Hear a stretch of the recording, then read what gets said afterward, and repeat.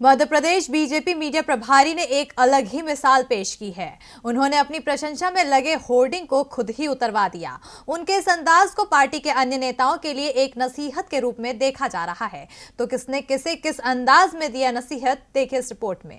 आमतौर पर देखा जाता है कि नेता अपने समर्थकों पर इस बात का दबाव डालते हैं कि उनके स्वागत के लिए उनके समर्थक अधिक से अधिक पोस्टर बैनर लगाएं, और इस तरह की एक दौड़ चल जाती है और समर्थक भी ज़्यादा से ज़्यादा पोस्टर बैनर लगाते हैं। लेकिन मध्य प्रदेश बीजेपी के मीडिया प्रभारी लोकेंद्र पाराशर ने एक नई मिसाल कायम की है, जब उन्होंने अपने समर्थकों द्वारा लगाए गए पोस्टर बैनर हटवा दिए। मध्य प्रदेश बीजेपी के मीडिया प्रभारी लोकेंद्र पाराशर को एक बार फिर मीडिया प्रभारी बनाया गया है। उनकी इस सफलता पर उनके समर्थकों ने ग्वालियर में उन्हें बधाई और शुभकामना संदेश के साथ उनका होर्डिंग लगाया था। लेकिन जब इस बात की जानकारी लोकेंद्र पाराशर को लगी तो उन्होंने फोन करके ये होर्डिंग बैनर हटवा दिए। जबकि उन्हीं की पार्टी में शामिल हुए महाराजा ज्योतिरादित्य सिंधिया जब भी ग्वालियर आते हैं तो सिंधिया समर्थक पूरे शहर को बैनर होर्डिंग से पाट देते हैं।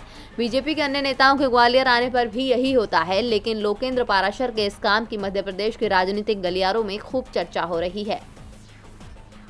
राजनीति में एक शुचिता का संदेश है कि आज की राजनीति में जो वैसे लोग हो गए हैं, जो हवाई नेता हैं, वो सिर्फ बैनर और पोस्टरों से राजनीति करना चाहते हैं। तो उनको उन्होंने एक संदेश दे दिया है कि अब अच्छे से कार्य करो। भारतीय जनता पार्टी ने यदि ये निर्णय लिया है तो मैं लोकेंद्र पाराशर जी की सराहना करूंगा कि वो ज़रा अपने और भी बड़े नेताओं को बताएं कि नेता पुत्र भी कई होर्डिंग बैनर पोस्टरों से शहर पाट देते हैं, तो इस पर थोड़ा अंकुश लगवाएं। मेरा तो यही सुझाव है उनको। देखिए, जिस प्रकार का संदेश देने का उन्होंने प्रयास किया है, सैद्धांतिक तौर पे तो ये सराहनीय है, किंतु क्या भाजपा जिस प्रकार से उनका चाल चरित्र और चेहरा है वो इसको अमली जामा पहना पाएंगे? क्या उन्होंने नहीं देखा कि नेता पुत्रों के जन्म दिवस पर किस प्रकार से पूरे ग्वालियर में, तो मैं कह सकता हूं क्योंकि मैं यहाँ उपस्थित था, पूरे ग्वालियर में होर्डिंग लगे हुए थे, अनाप शनाप खर्चा किया गया। और एक पार्टी जो इवेंट मैनेजमेंट के आधार पर ही सत्ता में है, ऐसी पार्टी मुझे लगता नहीं है कि वो इस प्रकार के प्रचार प्रसार को छोड़ पाएगी। और यदि ऐसा वो करें तो ये स्वागत योग्य, और मैं तो उनको आपके मार्फत ये संदेश देना भी चाहता हूँ कि वे संदेश अपने नेताओं को दें, सिंधिया जी को दें, जिनके बार बार आने पर इतने पोस्टर्स होर्डिंग बैनर लगते हैं।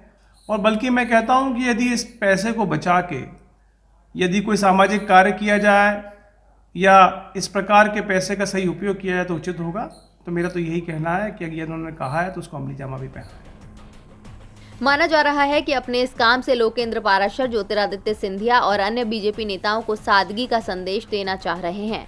अब वो सीधे किसी को नसीहत तो नहीं दे सकते, इसीलिए शायद ये युक्ति सूझी हो कि पार्टी कार्यकर्ताओं की फिजूल खर्ची की आदत भी छूट जाए और ज्योतिरादित्य सिंधिया और बीजेपी के अन्य दिग्गज नेताओं को भी फिजूल खर्ची रोकने की नसीहत मिल जाए।